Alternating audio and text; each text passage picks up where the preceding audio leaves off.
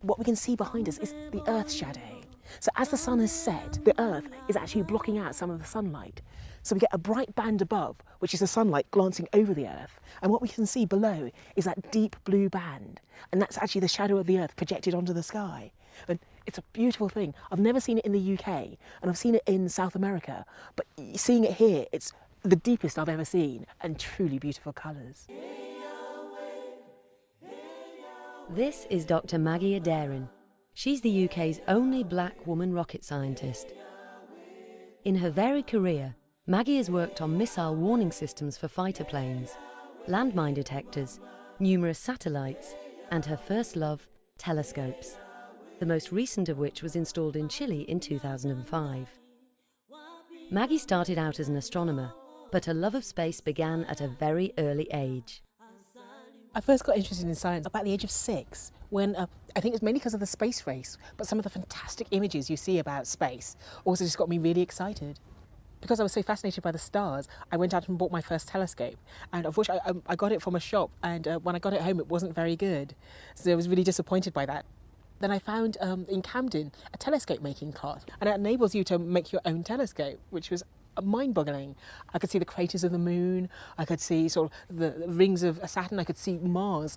The thrill on the first night when you sort of finally set it up, you know, you're waiting for it to get dark because you just want to see what you can see, and then you sort of focus it up, and the image sort of comes into focus, and you see, my God, and this is something I built.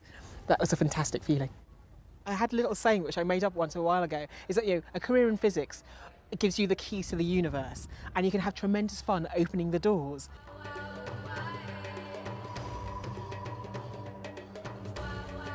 Maggie has come to South Africa to explore the SALT telescope.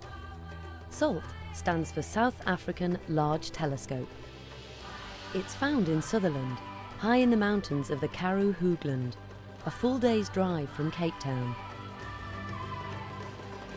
Whilst there, Maggie hopes to learn as much as she can about the telescope and how it works.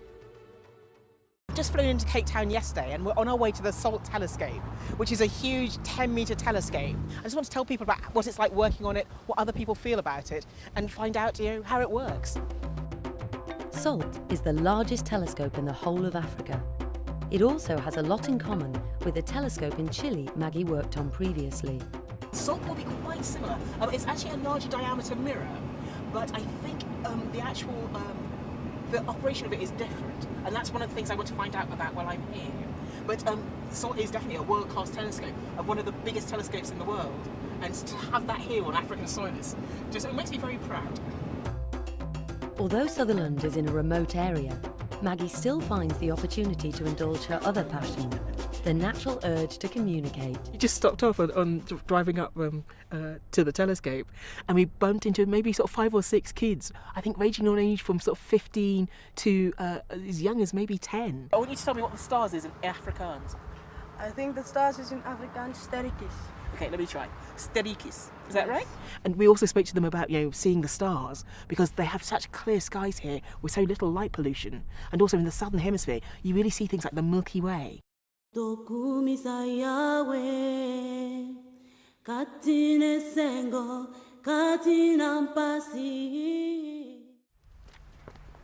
next day, it's an early start for the trip to the telescope. For Maggie, this is more than just a sightseeing tour. It's a chance to get up close and personal with a unique piece of engineering. You've got the car key. So it's now Monday morning, and we're heading up to SALT for the first time. We're really looking forward to the visit. A number of reasons for coming to SALT. I'm hoping to do a bit of observing this evening, and also just want to see the telescope and talk to the people who work on the telescope.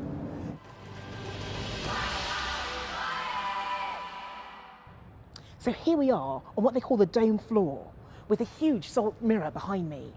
Now the SALT mirror is 10 metres across, and it's made up of 91 segments. Each segment is about 1 metre across and weighs about 100 kilograms. Now the total system is 100 tonnes, which is a huge beast. Now we've been given privileged access to wander around here, so I'm going to go and investigate further.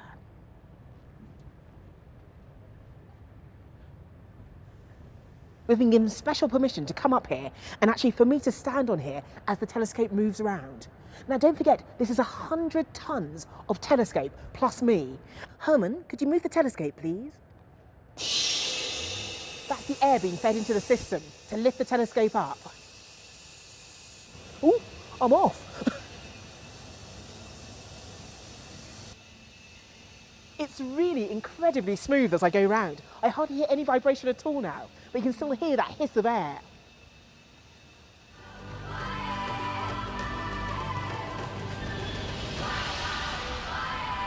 So we've come up here to this amazing height to show you something else that's truly fantastic. What we're going to do is look at what the telescope sees. So Herman's actually going to open the shutter for me so we can see the sky. Herman, could you open the shutter for me, please?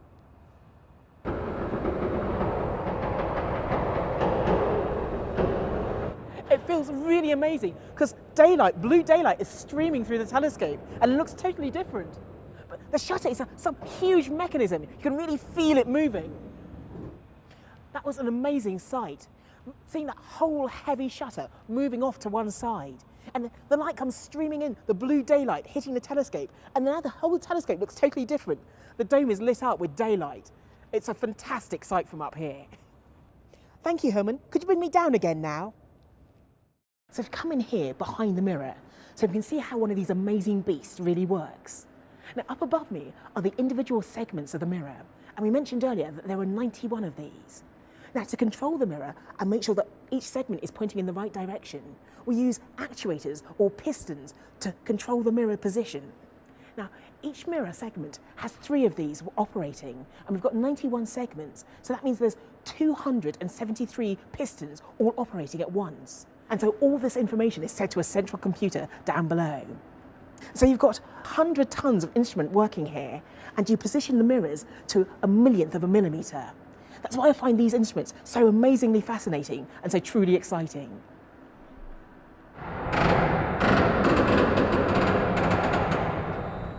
It's early evening now, and the astronomer is setting up the telescope for the evening, and we're going to go inside and have a quick chat.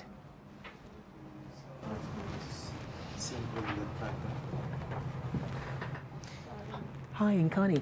Is this a good time to talk? Sure. Perfect, thank you so much. So, what are you doing at the moment? We're just getting set up for the night. My operator Fred has just finished aligning all of the 91 mirrors to make a perfect sphere. Yes. And we're just going to check what the images look like tonight. Perfect. So what are you observing tonight? We'll be observing probably some asteroids later tonight. These are pieces of rock essentially that are orbiting around the sun. You don't do this on your own, do you? No, I need Fred here, my operator. Ah. He's the one that does the telescope lifting, and he's the one that does the pointing. Hi, Fred. What does it involve controlling a huge telescope like this? All you need is a very strong index finger to click a mouse button. But It can't be that simple.